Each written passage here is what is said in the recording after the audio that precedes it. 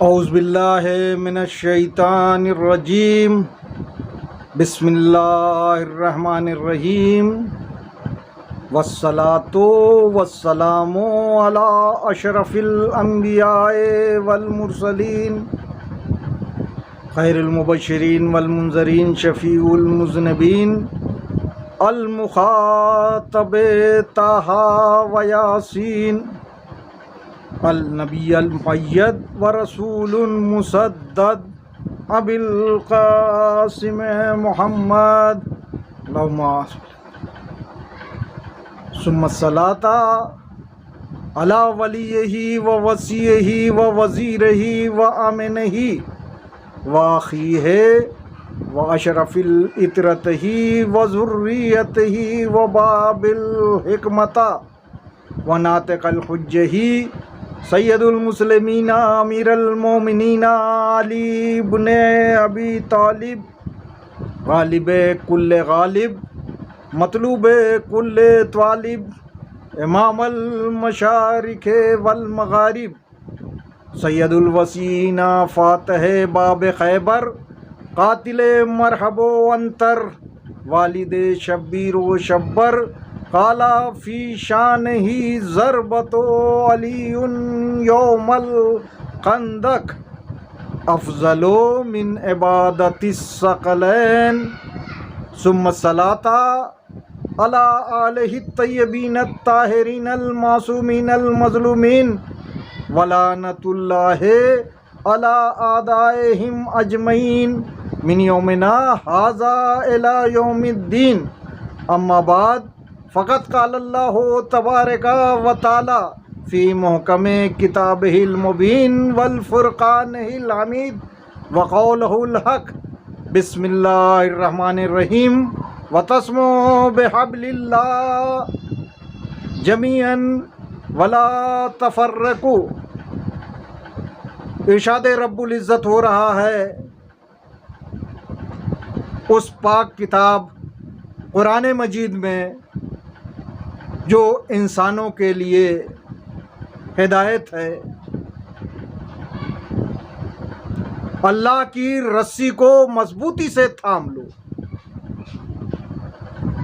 और फूट न डालो। जिन दो बातों की तरफ अल्लाह ने अपने बंदों को नसीहत की है, अगर बंदों ने उस पर अमल कर लिया होता तो आज मुआशरा पस्ती की तरफ न होता, ज़वाल की तरफ हम न जाते, बल्कि तरक्की पर होते, और ऐसी तरक्की जो आसमान छू रही होती, क्योंकि अल्लाह मददगार है। अल्लाह मदद करता है बशर्ते अल्लाह के रास्ते पर चला जाए, अल्लाह के हुक्म को माना जाए। कुरान क्या है? कुरान एक ऐसी किताब है जिसने इंसानों को हिदायत दी है, राह दिखाई है, मुसीबतों में चलना सिखाया है। नबियों के वाक़यात कुरान में और तरह तरह की आयतें जिसमें हिदायत का जिक्र है, जिसमें बताया गया है कि कैसे कैसे उनके नबियों ने मुसीबतें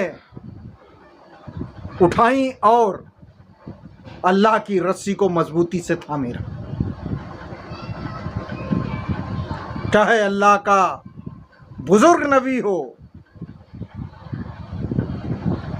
या होने वाला नबी, उसने अल्लाह की रस्सी को मजबूती से थामे रहा। कुरान खुद गवाही दे रहा है कुरान में अगर औराक पलटे जाएं तो वो वाक़यात मिल जाएंगे, लेकिन मुसलमानों को टीवी देखने से फुर्सत मिले तो मोबाइल पर यूट्यूब और इंस्टाग्राम और दूसरे टिकटॉक वगैरह वगैरह देखने से फुर्सत मिले तब तो। मोबाइल बुरी चीज नहीं, लेकिन उसका गलत इस्तेमाल बुरा। अगर मोबाइल से जानकारियां निकाली जाएं, जानकारियां इकट्ठी की जाएं, तो प्राइमरी जानकारियां, छोटी मोटी जानकारियां उससे मिल सकती हैं। लेकिन अगर किसी को डेप्थ में जानकारी चाहिए तो उसे कुरान के पन्नों को पलटना पड़ेगा, तफसीर को देखना पड़ेगा, हदीसों पर नजर डालनी पड़ेगी, तब उसे किसी नतीजे पर पहुंचना पड़ेगा। क्योंकि अल्लाह की रस्सी इतनी आसान नहीं है। आज के ज़माने में आप देख लें, जो लोग दावा करते हैं कि वो रहबर हैं, जो लोग दावा करते हैं कि वो आयतुल्लाह हैं, जो लोग दावा करते हैं कि वो मोमिन हैं, जो लोग दावा करते हैं कि उनसे बड़ा शिक्षा के क्षेत्र में, तालीम के क्षेत्र में काम करने वाला कोई नहीं,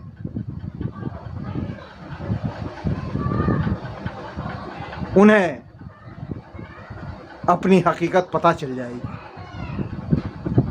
शायद यही वजह है कि अल्लाह दिखा रहा है कि देखो, तुम रहबरियत का दावा कर रहे हो, तुम्हारी मजलिसों में, महफिलों में हमारा रहबर कैसा हो का नारा लग रहा है,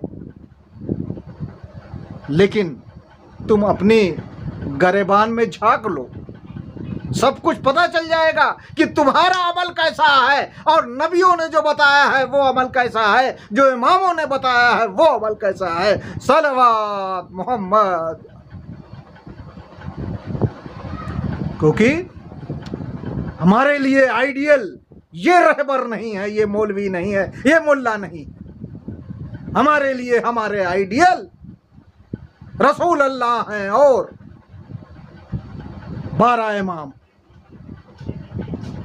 हमें अगर अमल करना है तो 1,24,000 अंबिया, नबियों ने जो बताया है उस पर अमल करना है।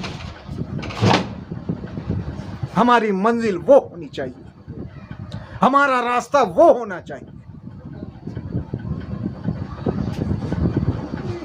अज़ीज़ान मोहतरम, हमें इस तरफ नहीं जाना।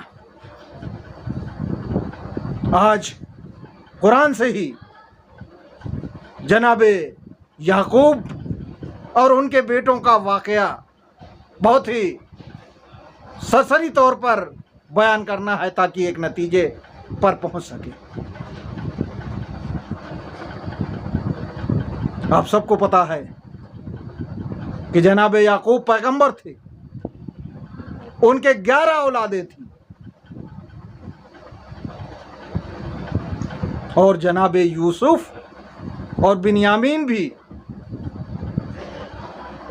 उनकी ही औलादें थी। और उनके भाइयों को लगता था कि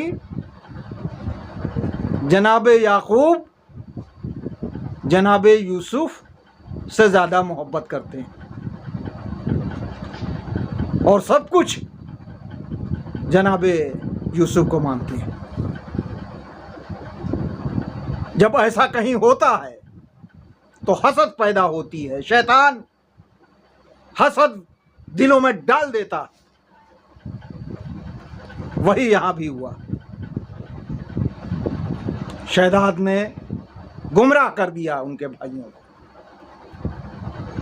और वो जनाबे यूसुफ से हसद करने लगे। जनाबे यूसुफ कमसिन है, मासूम है, सबसे प्यार करते हैं, सबके प्यारे हैं, और भाइयों के दिल में क्या कि जब यूसुफ ही ना रहेंगे तो मेरे वालिद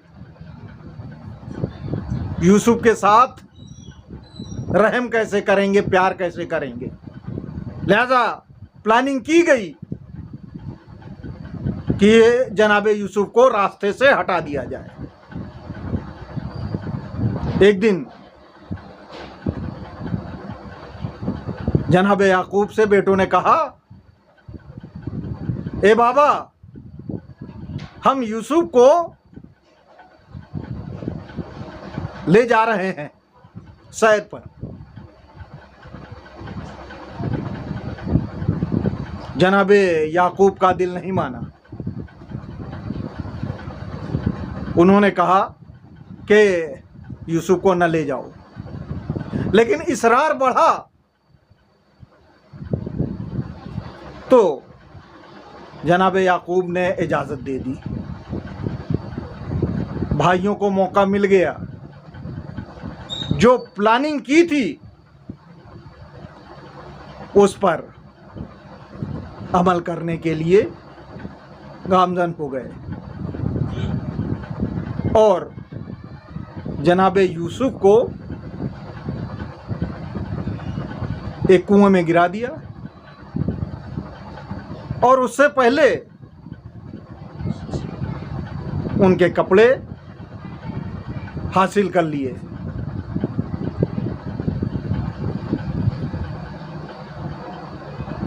अलगरज घर पहुंचे, जनाबे याकूब ने यूसुफ को न देखा तो पूछा, यूसुफ कहाँ है?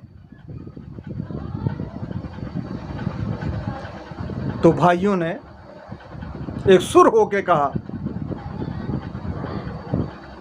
यूसुफ को भेड़िए ने खा लिया। हमने बचाने की बहुत कोशिश की लेकिन हम कामयाब ना हुए।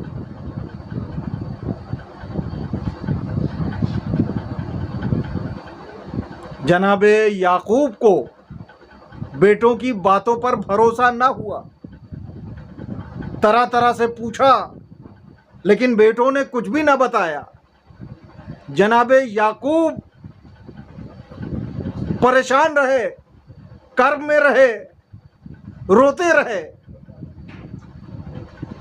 और तारीख में मिलता है कि इतना रोए, इतना रोए, इतना रोए कि आंखों की पुतलियां सफेद हो गई। जनाबे याकूब ने बता दिया। जनाबे याकूब तो अल्लाह के पैगंबर हैं।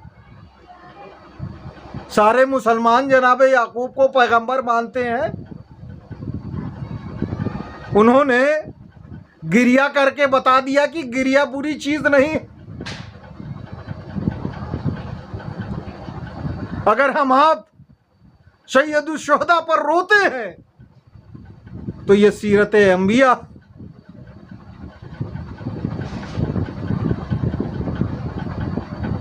लेकिन जनाबे यूसुफ बच्चा थे, अल्लाह के पैगंबर थे। उन्होंने मजबूती से अल्लाह की रस्सी को थामा, कुएं में दुआ की, जिक्र इलाही कर रहे हैं, अल्लाह को याद कर रहे हैं, अल्लाह से मदद मांग रहे हैं। जनाबे यूसुफ को एक गुरोह ने निकाला। उसके बाद मिस्र के बाजार में जनाबे यूसुफ को बेच दिया गया। और अब जो कहानी है वो नौजवानों को तो बहुत अच्छी तरह पता है और बुजुर्गों को बताने की जरूरत नहीं कि जनाबे यूसुफ पर किस तरह से जुलेखा ने डोरे डाले।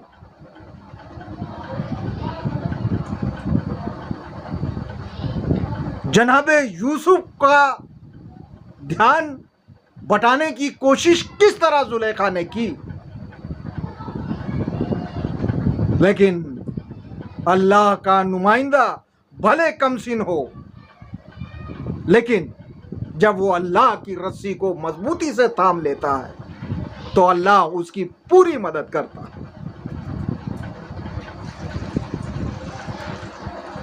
जनाबे यूसुफ गुनाह में मुलव्विस नहीं हुए, जुलेखा का मकसद पूरा नहीं किया।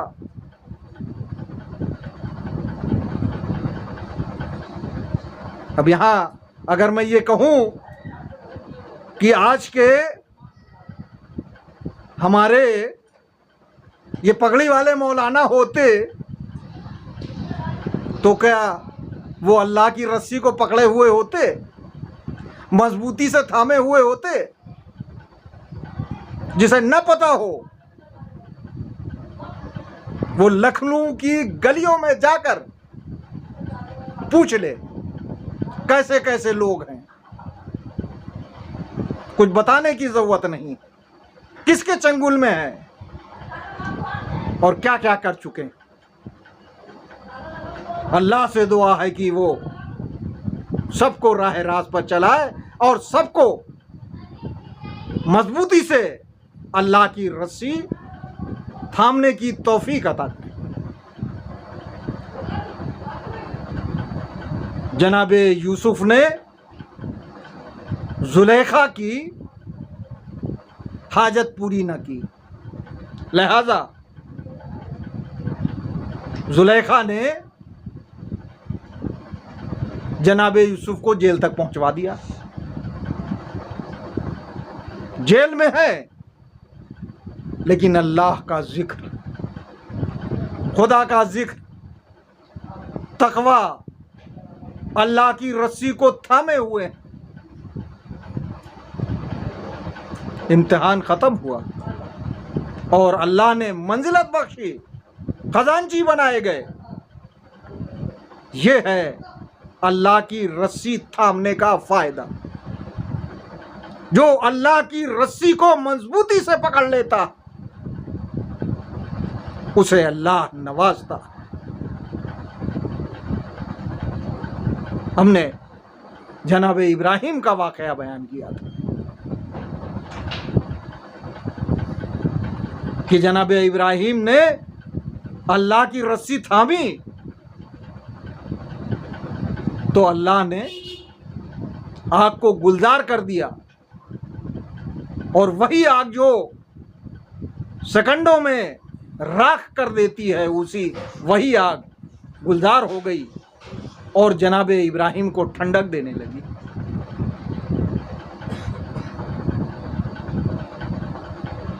लेकिन आसान नहीं है,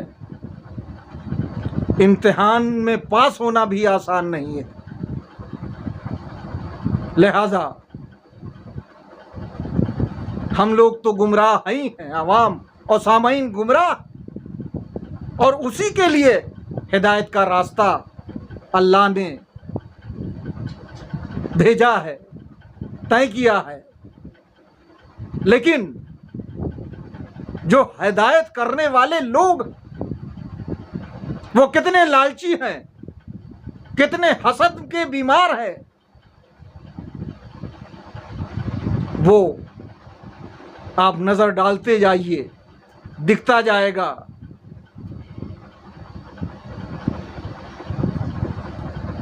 कोई अशरा ना छूट जाए इसलिए सच नहीं बोल रहा है, कोई मालो असबाब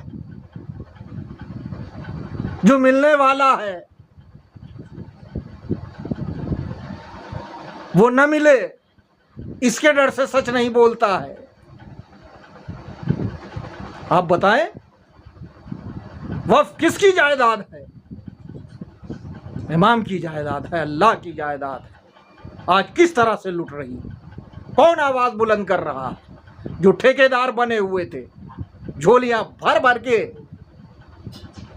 बैठ गए, मुंह पे ताले सिल गए।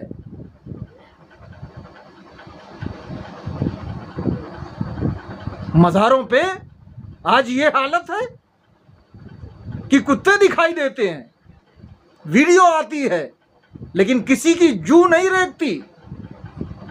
कल तक अगर उसकी खा रहे थे तो कम से कम आज नहीं खा रहे हो, आवाज तो बुलंद कर सकते हो। अगर ताकत है तो वहां जाके इंतजाम भी सही कर सकते। कैसा जमाना आ गया। अल्लाह हम सबको तौफीक अता फरमाए कि हम अल्लाह की रस्सी को मजबूती से थाम सकें और अहले बैत के बताए हुए रास्ते पर चल सकें, उस रास्ते पर चल सकें जिसे हज़रत अली अलैहिस्सलाम ने बताया, और उस रास्ते पर चल सकें जिसके लिए इमाम हुसैन अलैहिस्सलाम ने सर कटाया। सीधे रास्ते के लिए ही तो इमाम हुसैन अलैहिस्सलाम ने सर कटाया। अगर इमाम हुसैन अलैहिस्सलाम ने अपनी और अपने अजीजों और अंसारों की कुर्बानी न दी होती तो आज सब के सब यजीदी इस्लाम पर जी रहे होते, जिसमें बेईमानी, मक्कारी, अय्यारी सब कुछ जायज होता। अगर कोई यतीमों का पैसा खा रहा तो वो यजीद के इस्लाम पे अमल कर रहा। अगर कोई बेवाओं का माल खा रहा है तो वो यजीद के इस्लाम पर अमल कर रहा है। अगर कोई हक नहीं बोल रहा है तो वो यजीद के इस्लाम पर अमल कर रहा है। इमाम हुसैन अलैहिस्सलाम ने सर कटा के बता दिया कि रसूलुल्लाह का दीन, उनके नाना का दीन अलग है, यजीद का दीन अलग है। इसीलिए इमाम हुसैन अलैहिस्सलाम ने यजीद की बैत नहीं की और अपने घरबार को रसूलुल्लाह के दीन को बचाने के लिए कुर्बान कर दिया। आज की तारीख जनाबे ज़ैनब के दो लाडले ओनो मोहम्मद का जिक्र होता है। ये बच्चे कमसिन थे, लेकिन जब वक्त आया तो मामू जान के पास पहुंच गए। ए मामू जान, हमें भी मैदान में जाने की इजाज़त दे दे, हम भी आप पर अपनी जान कुर्बान करना चाहते हैं। इजाज़त नहीं दे रहे आका हुसैन। एक बार जनाबे ज़ैनब ने देखा कि दोनों बच्चे बेचैन हैं, परेशान हैं। पूछा, बेटों ओनो मोहम्मद, क्या अपने मामू पर जान फिदा न करोगे? कहा, मादरे गिरामी, हमने मामू से दरख्वास्त की थी कि वो मैदान में जाने की इजाज़त दे दे, लेकिन नहीं दी। हमें मामू जान इजाज़त नहीं दे रहे। बच्चों को लेकर जनाबे ज़ैनब इमाम हुसैन अलैहिस्सलाम के पास आ गई। ए भैया, इन बच्चों को इजाज़त दे दीजिए। छोटे छोटे बच्चों को इजाज़त मिली। ओनो मोहम्मद मैदान में आए, जालिमों को फिन्नार किया, लेकिन 3 दिन के भूखे थे, 3 दिन के प्यासे थे। कितना लड़ते, जख्मी हुए, मैदान में गिरे, आवाज दी, आका हुसैन मदद कीजिए। एक तरफ से हुसैन चले, एक तरफ से अब्बास चले, और औनो मोहम्मद के लाशे खैमागाह तक ले आए। बीवियों में गुल मचा, वाह हुसैना, वाह हुसैना की सदाएं बुलंद हुई। इन्ना लिल्लाह व इन्ना इलैहि राजिऊन, रज़न बिक़ज़ाइही व तस्लीमन ले अम्रे।